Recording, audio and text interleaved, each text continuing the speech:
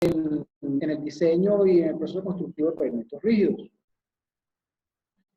Lo primero que tenemos que entender es que el pavimento rígido se diseña a partir de la resistencia a la flexión del concreto. En Venezuela, por ejemplo, el valor mínimo de esa resistencia de diseño es de 35 kilogramos por centímetro cuadrado a los 28 días. Y algo muy importante, no se permite el uso del valor de la resistencia a la compresión del concreto para los efectos del diseño y construcción de pavimento. Y esto es algo fundamental. Veamos esto por ejemplo. Fíjense.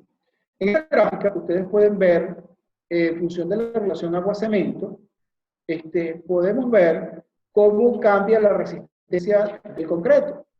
En la curva que se ubica en la parte superior, podemos ver el rango de la resistencia, la compresión, y en la gráfica en el área o en el ámbito que se ubica en la parte inferior, vemos el rango del modo de rotura a flexión. La primera observación es que evidentemente son dos cosas completamente diferentes. Para organizar con esto, son dos propiedades absolutamente diferentes del concreto. El concreto se comporta típicamente de una manera excelente a compresión, pero se comporta muy mal a acción. Y hay otra cosa interesante acá, y es que, como pueden ver, la pendiente de las curvas no es la misma, lo cual quiere decir que no existe una relación lineal entre estas dos propiedades del concreto. Veamos esto. Esto es un trabajo, una gráfica, un trabajo del profesor José Vicente Heredia, acá en Venezuela. Él hizo una investigación sobre el módulo de la resistencia a la compresión en 3 áreas de Venezuela. Una de ellas en Nueva Esparta, en Margarita, otra en Carabobo y la otra en Tinaquí. Son 3 sectores completamente diferentes del país, con procedencia de agregados de origen geológico totalmente diferentes. Veamos, por ejemplo, esto. Fíjense. Ubiquémonos en la resistencia de 220 kilogramos por centímetro cuadrado. Es una resistencia a la compresión. Si se fijan, vamos a ubicarnos en el caso del concreto fabricado en tinaquillo con agregados de tinaquillo y el concreto fabricado con agregados del estado de Nueva Esparta. Eso de tinaquillo, para 220 kilogramos por centímetro, perdón, disculpen, para Nueva Esparta o para Margarita, el concreto fabricado con agregados de Margarita tiene una resistencia que pudiera ubicarse perfectamente alrededor de 50 kilogramos por centímetro cuadrado. Para que tengamos una idea, un concreto con una módulo de rotura de 50 kilogramos por centímetro cuadrado es un concreto que perfectamente podemos utilizar en la construcción de aeropuertos o patios de almacenamiento de contenedores. Un concreto con similar resistencia a la compresión, fabricado con agregados de tinaquillo, alcanza aproximadamente una resistencia de 30 kilogramos por centímetro cuadrado. Como les comentaba en la lámina anterior, en Venezuela la resistencia mínima para el diseño va a ser de 35 kilogramos por centímetro cuadrado.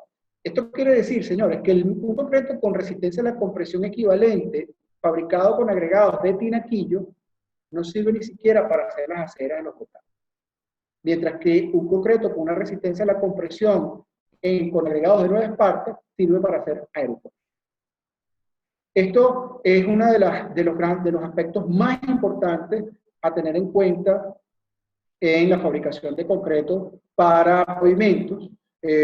Más adelante conversaremos un poquito sobre lo que debemos resolver para que, sea donde sea que nosotros nos ubiquemos, podamos efectivamente cumplir con las especificaciones. Pero aquí lo más interesante es que empezamos a ver la razón por la cual el proyectista de pavimento no debe en ningún momento especificar resistencia de diseño basada en la resistencia a la compresión. La razón es que el proyectista no controla las características de los agregados, porque inclusive para la misma dosificación y la misma relación agua-cemento podemos tener distintos módulos de rotura.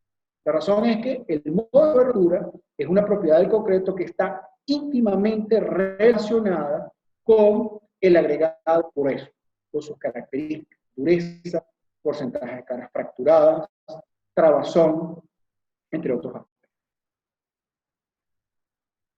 Esta, por ejemplo, es una gráfica que ejemplifica un poco lo que les comentaba anteriormente. Vean cómo hay un rango en el cual se va a ubicar ese módulo de rotura. Esto es exactamente igual en Venezuela y en cualquier país del mundo. El módulo de rotura depende de manera directa de la trabazón interna que se logre en el concreto. En resumen, en diseño solo se considera el módulo de rotura a flexión del concreto. En la obra se debe garantizar el uso del concreto como módulo de rotura considerado en el diseño. Es decir, si por ejemplo el proyectista especifica un módulo de rotura de 45 kilogramos por centímetro cuadrado, pues en la obra el constructor debe garantizar esto, más allá de que el constructor decida por un tema de facilidad de control de calidad, regirse por la resistencia a la compresión. De aquí, entonces, que tienen muchísima utilidad estudios como este que el profesor Heredia realizó. Si ustedes se fijan, por ejemplo, el caso de Nueva Esparta, Margarita, van a ver que en esa obra, con fabricar un concreto con las mismas características, dosificación, relación agua-cemento, características de los agregados, alrededor de 220 kilogramos por centímetro cuadrado o más, vamos a garantizar el módulo de rotura de 50 kilogramos. Este es un escenario perfectamente ideal. El escenario que tenemos, por ejemplo, en Tinaquillo es un escenario complejo porque fíjense que a pesar de que se fue incrementando la resistencia a la compresión, no hubo un incremento significativo en el módulo de rotura. Entonces, allí, ese es un problema que tenemos que resolver, es cambiando los agregados o incorporando fibras. Y aquí entro a responder una pregunta que me hicieron hace unos minutos relacionada con la utilización de fibras. En el concreto, a diferencia de los pavimentos rígidos, a diferencia de los pavimentos flexibles, hemos venido utilizando fibras para mejorar el comportamiento. En este caso, hemos estado utilizando fibras metálicas y fibras sintéticas. La diferencia esencial es que las fibras metálicas, fibra de acero, para las que nunca las han visto, es algo muy parecido a una grapa, una lámina,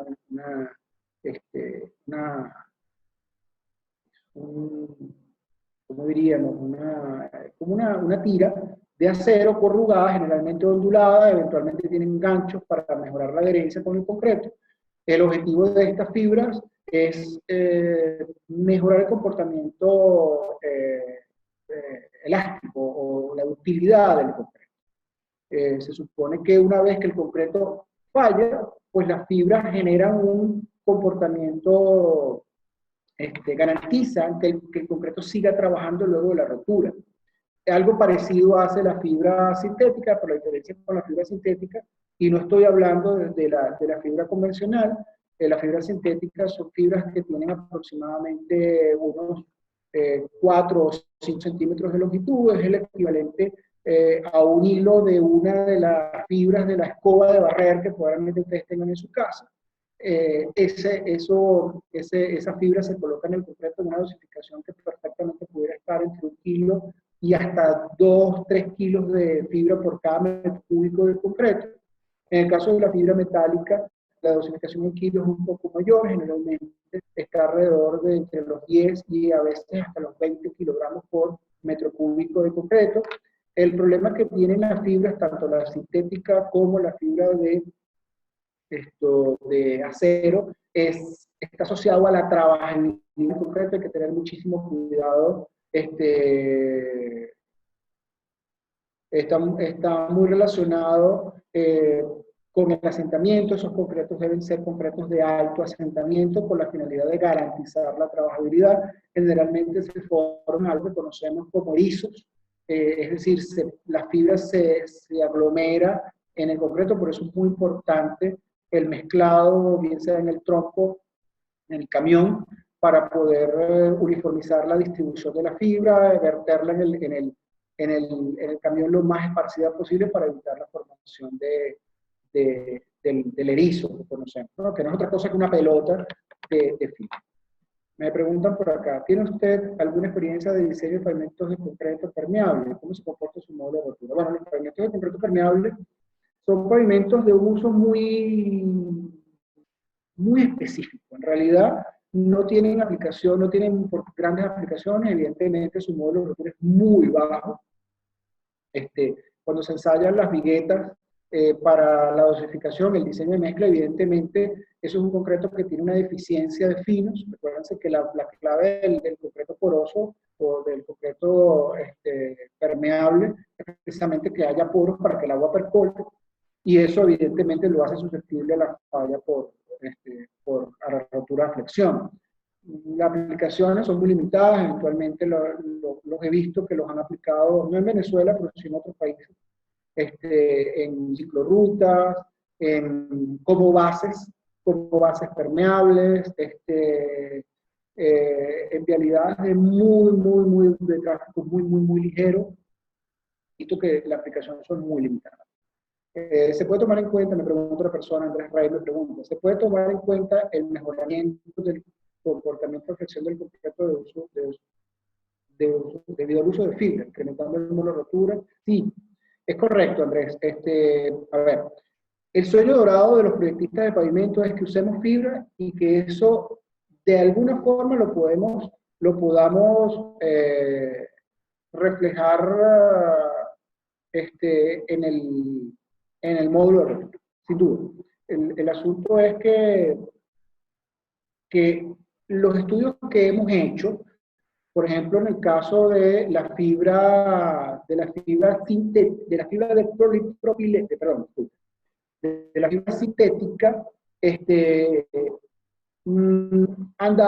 tenemos algunos estudios incipientes y han resultado un incremento en el módulo de rotura. Está por verse el comportamiento a largo plazo de esto. Aparentemente sí podemos incrementar, digamos, significativamente el módulo. Lo que pasa es, Andrés, que recuérdate que como el módulo de rotura depende del agregado que estés utilizando, entonces la incorporación de la fibra no tiene un efecto lineal sobre cualquier palabra. Si yo digo que en el caso de un agregado de, por decir cualquier lugar, no sé, de un concreto fabricado en el norte de Perú, probablemente al incorporar la fibra comparado con un concreto fabricado en el sur, en la misma dosificación, el efecto no sea el mismo. ¿Por qué? Porque está cambiando el origen geológico de los agregados. Entonces, la tarea pendiente en esto de la incorporación de fibras es ver el ámbito de trabajo y de mejora que pudiera existir en el módulo. En el caso de la fibra de acero, hemos tenido que ir a dosificaciones muy elevadas para mejorar el módulo de rotura. Y el problema de las altas dosificaciones es la trabajabilidad. Entonces, repito, el sueño dorado de todos los proyectistas y constructores y fabricantes de fibra es que podamos incrementar módulos linealmente. Yo, en lo personal, creo que el crecimiento lineal del módulo de rotura no es posible. Creo que puede variar, pero va a depender de los agregados. Entonces, bueno, me imagino que tendríamos que hacer ensayos de laboratorio en cada uno de los escenarios que estemos planteando, porque con agregados muy buenos, el incremento va a ser significativo, pero con agregados muy malos, por ejemplo, el caso que les mostraba hace unos minutos, el profesor José Vicente Heredia, con agregados malos, por ejemplo, canto rodado triturado, agregados de río, probablemente tengamos una mejora en el módulo de rotura, pero no tan significativa como la que pudiéramos con agregados triturados de canto.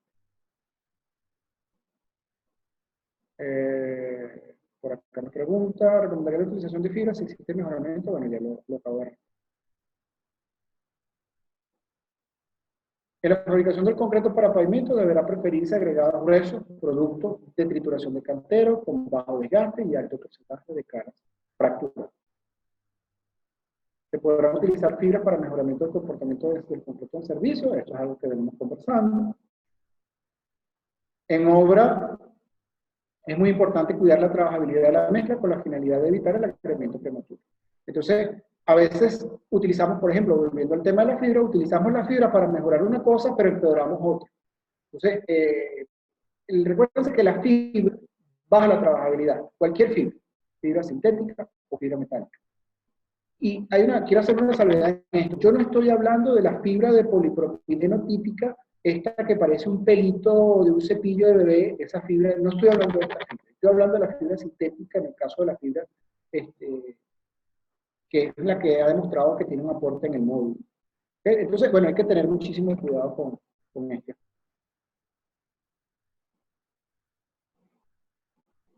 Me pregunta por acá María Gabriela, ¿pudiera ser usado aditivos plastificantes para mejorar la trabajabilidad? Sí, sin duda, es la recomendación. Ella pregunta, ¿pudiera ser usado aditivos plastificantes para mejorar la trabajabilidad en el caso de usar fibras? Sí, sin duda.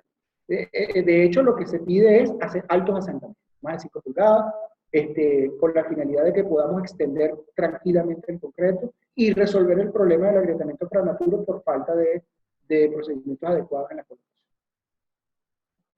Hablemos un poquito de la transferencia de carga. La transferencia de carga en pavimentos rígidos esencialmente es de dos tipos.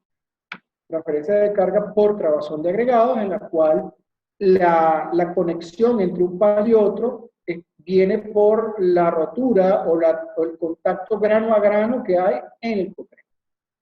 Y entonces aquí volvemos a la importancia que tiene la utilización de agregados adecuados.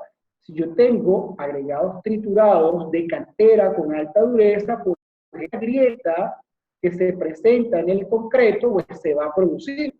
Y cuando el neumático pase de una losa a la otra, evidentemente va a haber transmisión de la carga. El otro escenario es la utilización de barras de transferencia. Este es lo que se conoce como un sistema de transferencia de cargas 100% eficiente, porque bueno, no dependo del agregado. Bueno, fíjense que por ejemplo, en el caso que yo tengo un proyecto en el cual el agregado grueso no es de buena calidad, la transferencia de cargas con barras eventualmente es necesaria. Cuando yo estoy haciendo reparaciones de un pavimento y estoy demoliendo una cosa muy dañada por la transferencia de carga, yo debo utilizar barras. Alirio Suárez pregunta dónde es aplicable cada caso. No sé si se refiere a casos de transferencia de carga. Ya lo vamos a hablar. Eso lo vamos a hablar a continuación. A ver, quiero comentarles rápidamente lo que dice la metodología.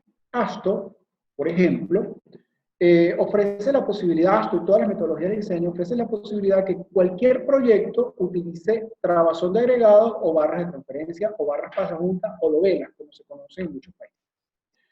El detalle con esto es el aporte que la barra de transferencia puede llegar a tener en el espesor.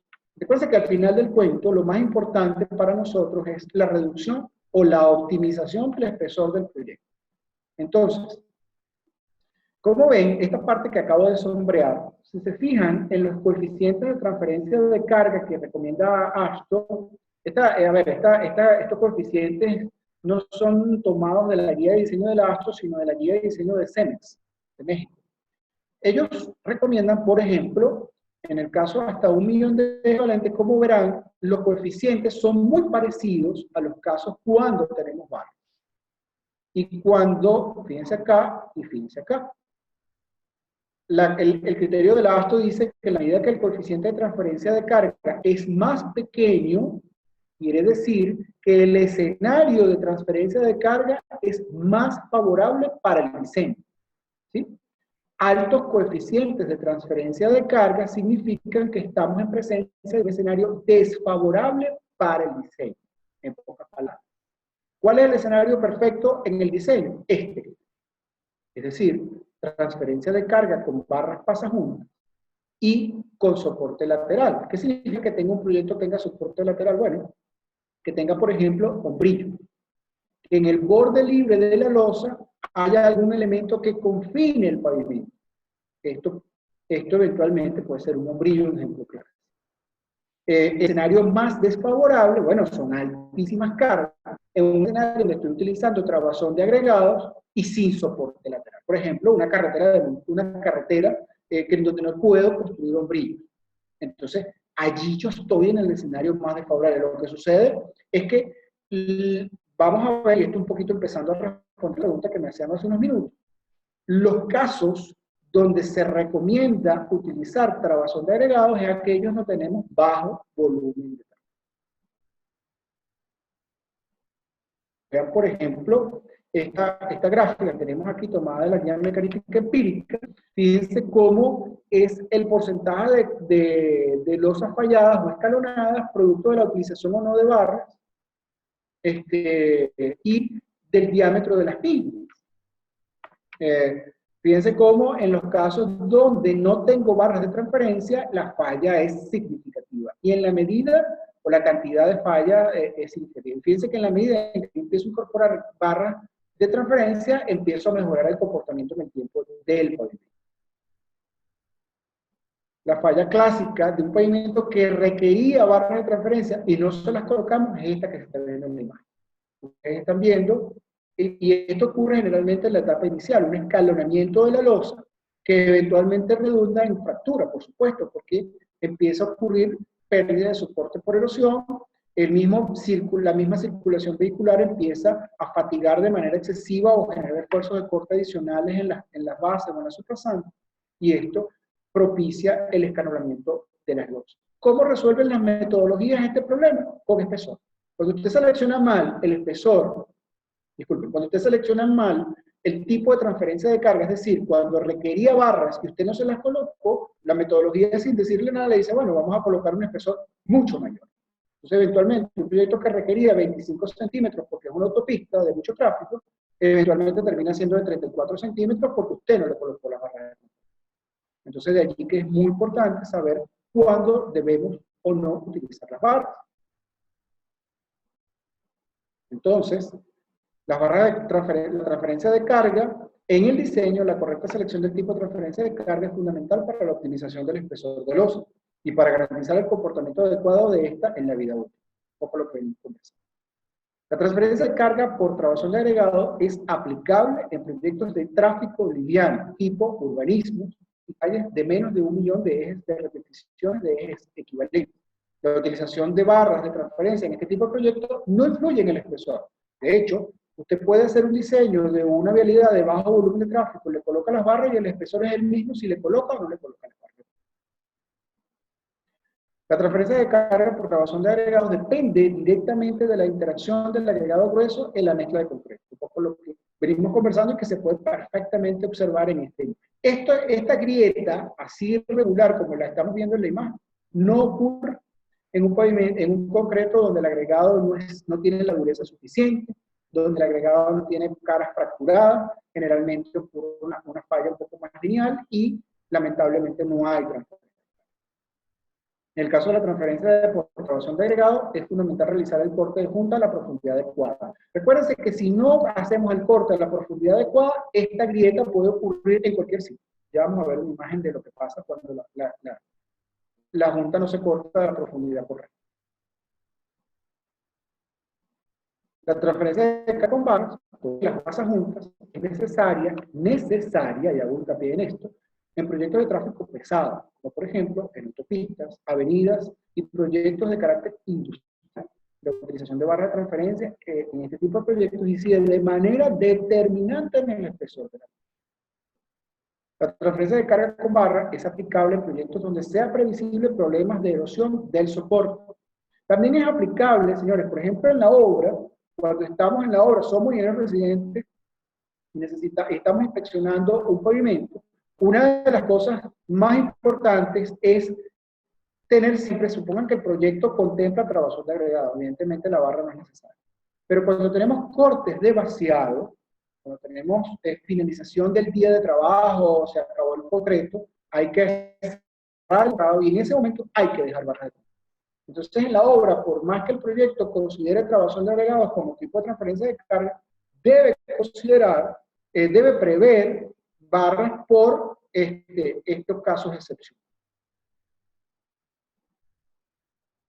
Alguien me pregunta qué material son las barras. Las barras son barras de acero convencional, como el que usamos en estructura, y deben ser de acero liso. Es muy importante que sean de acero liso, no pueden ser de acero corrugado. La razón es que la barra de transferencia debe permitir el movimiento de la losa. Me refiero al movimiento longitudinal. Recuérdense que las losas se expanden y se contraen con la temperatura. Y una de las funciones de la función esencial de la losa es evitar el desplazamiento vertical. Las barras de transferencia no pueden restringir el desplazamiento longitudinal. Entonces, por eso deben ser de acero liso. Por acá Jordi Canache pregunta, ¿ninguna barra puede ser estriada? ¿Cuándo se utilizan canastillas? A ver, vamos por partes. No puede ser estriada por la razón que les estoy explicando. Hay proyectos donde nos hemos visto en la necesidad. Hace poco asesoramos un proyecto en Bolivia, en el cual nos hicieron la pregunta. Nosotros recomendamos barras de acero liso y nos preguntaban, nos decían pues, que en la obra tenían disponibles barras corrugadas. Entonces, en ese caso, lo que se decidió es colocarle una camisa a la barra. Me refiero a una camisa, cuando me refiero a una camisa me refiero a una cápsula o un tubo, puede ser de PVC, que esté en un extremo de la barra, y esto va en todas las barras, en cada junta, que permite el desplazamiento de esa junta en particular. No es el escenario ideal porque siempre tenemos la restricción por el otro lado, del otro extremo de la losa, pero lo ideal, insisto, es que sea barra de acero liso. Alguien me pregunta por acá, ¿cuándo se utilizan las canastillas? Bueno, la canastilla la vamos a utilizar cuando estemos haciendo vaciado continuo. A ver, para los que no se familiarizan un poco, no tengo una imagen acá de... bueno, sí tengo. Déjenme retornar un poquito acá a la foto, porque yo tengo una foto acá donde se pueden ver las canastillas.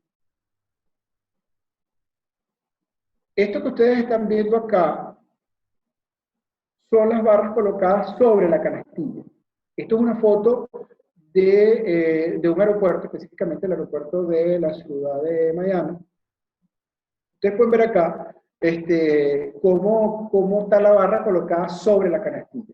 La canastilla se utiliza cuando tenemos previsto hacer vaciado continuo y bueno, básicamente la canastilla lo único que hace es mantener la barra colocada en posición perfectamente horizontal y en el lugar exacto donde debe ir la junta. Fíjense ustedes, por ejemplo, yo no sé si logran verlo en la imagen, pero fíjense cómo se ve la junta que viene en el baño continuo y vean dónde está ubicada la canastilla. Exactamente en el lugar donde se supone va a ir colocada la junta.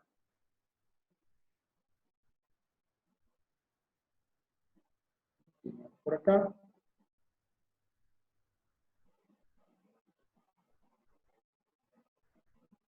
A ver, hablemos ahora de la modulación. La modulación no es otra cosa que decir de cuánto por cuánto van a ser los paños. Esto es algo que también hacemos en el diseño, una vez que hemos seleccionado el tipo de soporte, una vez que hemos determinado el espesor, hemos estimado, por supuesto, las cargas que nos dan el espesor, hemos seleccionado adecuadamente el tipo de transferencia de carga que el proyecto estamos manejando, requerimos entonces modular, es decir de cuánto por cuánto deben ser los paños. El objetivo de la modulación es precisamente reducir estas tensiones.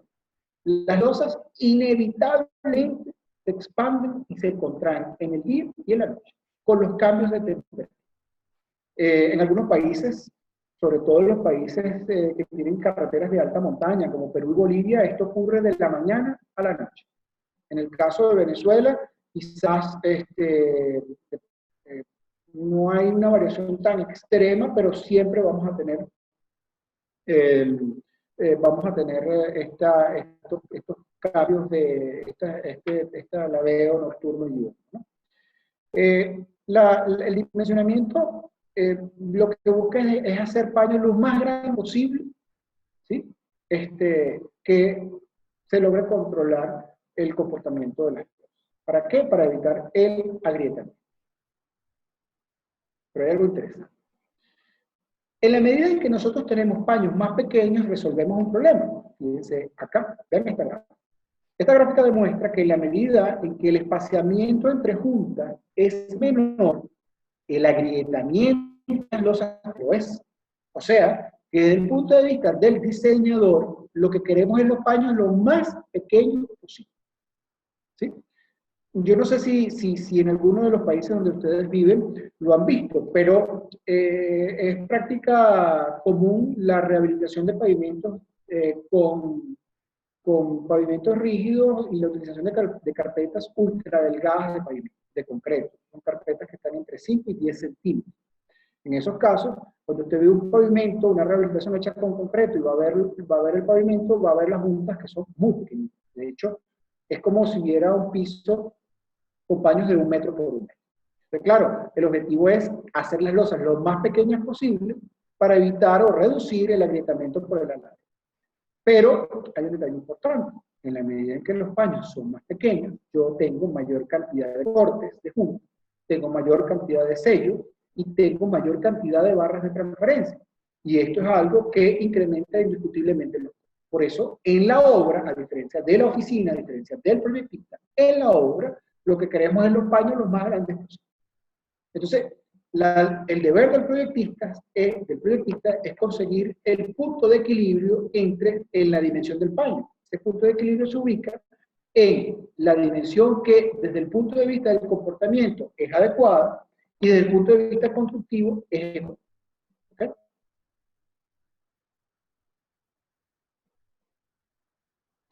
Una práctica interesante que tiene que ver con dos cosas al mismo tiempo, con la modulación y con la transferencia de carga, es la construcción de pavimentos intercalados.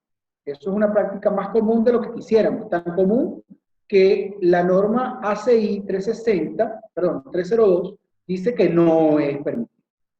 El vaciado como tablero de ajedrez no es conveniente. Específicamente no es conveniente si nosotros pretendemos tener transferencia de carga contra vazón de agregado. ¿Por qué? Bueno, porque no hay forma de que usted, vaciando como está en esta imagen, tenga trabazón entre este paño y el paño que está al lado. No es posible. A menos que usted prevea la utilización de barras de transferencia. En ese caso, pues entonces sí pudiera estar utilizando este procedimiento de vaciado intercalado. ¿Okay? Pero no es ni lo más conveniente ni lo más eficiente. Lo ideal carriles, y cuando digo carriles no me refiero a carriles de circulación, sino que me refiero al ancho previsto por el proyecto. Entonces, en términos de la modulación, el adecuado dimensionamiento de los paños garantiza una reducción en los esfuerzos por alabeo ocasionados por los cambios de temperatura. El ancho de los paños no necesariamente está debería decir relacionado con el ancho del carril de circulación vehicular, y esto es algo que es bien importante a la hora de realizar el diseño. Usted puede tener una vialidad, por ejemplo, de 10 metros de ancho, con 2 canales de circulación más un hombrillo, y el ancho de pavimentación no necesariamente va a responder a esos 2 canales de circulación. Es decir, usted no necesariamente va a tener tres paños a lo ancho. A ver, están haciendo una pregunta. Las transferencias de carga son solo longitudinales, es decir, en el sentido del vehículo, nunca transversal, o sea, hacia el canal de al lado. Esto es una pregunta. Sí y no. En vialidad convencional, la respuesta es sí. La transferencia de carga solo ocurre en el sentido de circulación vehicular. En el ámbito industrial, debido a la incertidumbre de cómo circulan los vehículos, la transferencia de carga se hace en las 4 caras de la cruz. Entonces, si tengo una vialidad, una avenida, yo voy a utilizar barras de transferencia solamente en las juntas que son perpendiculares al sentido de circulación del tráfico. ¿Ok? Si tengo un proyecto de carácter industrial, yo voy a tener barras de transferencia en las 4 caras de la cruz.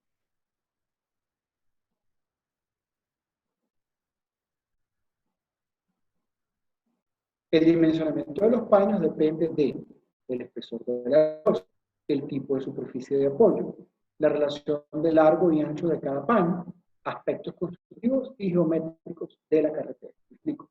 El espesor de la losa, porque típicamente el rango de dimensionamiento de los paños o el espaciamiento de los paños está alrededor entre 20 y 24 veces el espesor de la losa. Y generalmente no vamos más allá de los 5 metros. En cuanto a la superficie de apoyo, las superficies de apoyo de las losas de pavimento, que son bases cementadas, pero bases estabilizadas con cemento, bases estabilizadas con asfalto, o pavimentos existentes, requieren que tienen un coeficiente de fricción más elevado y por consiguiente requerimos paños más pequeños. La razón es que ese alabeo, esos cambios de dimensión que ocurren inevitablemente en el concreto, producto de los cambios de temperatura, se ven restringidos por las bases cementadas. Para hacerles un ejemplo bastante simple de entender, imaginen que ustedes una tabla que colocan sobre canto rodado. Usted normalmente puede tener esa tabla y desplazarla sobre cualquier superficie. Bueno, agarre la misma tabla y colóquela sobre un piso de concreto. Intente desplazar la tabla. Bueno, hay una restricción mayor. Bueno, esencialmente eso es lo que ocurre en las losas. Y el problema que se nos presenta a nosotros es que nosotros debemos permitir ese alabeo diurno y nocturno que ocurre en las losas para que no se agriete. Entonces, si yo tengo una restricción por la superficie de apoyo, yo debo inevitablemente reducir el espesor, el tamaño del paño. Otro aspecto fundamental es la relación largo y ancho de cada paño. Generalmente, esa relación lado largo entre el lado corto de la losa no debe superar entre 1,20 y 1,4 veces. La idea es tener los paños lo más cuadrados posible, ese es el objetivo fundamental. Y por supuesto los aspectos constructivos y geométricos de la carretera. Ahí, y fíjense que lo estoy colocando en el último lugar y no por casualidad, porque evidentemente necesitamos saber el ancho de la plataforma que vamos a pavimentar para poder hacer el dimensionamiento, pero previo al cumplimiento de los aspectos que mencioné previamente. Por aquí me preguntan algo. Jordi Canache pregunta, en una losa de 8 pulgadas de espesor, ¿cuál es el diámetro recomendado para las barras de transferencia? Generalmente, hay una regla mnemotécnica clásica, y es que el diámetro de la barra de transferencia generalmente es 1/8 del espesor de la losa. Esto no es un hecho cierto del todo, pero es una buena regla. Es decir, en pocas palabras, una losa de 8 pulgadas pues requiere una barra aproximadamente 1/8.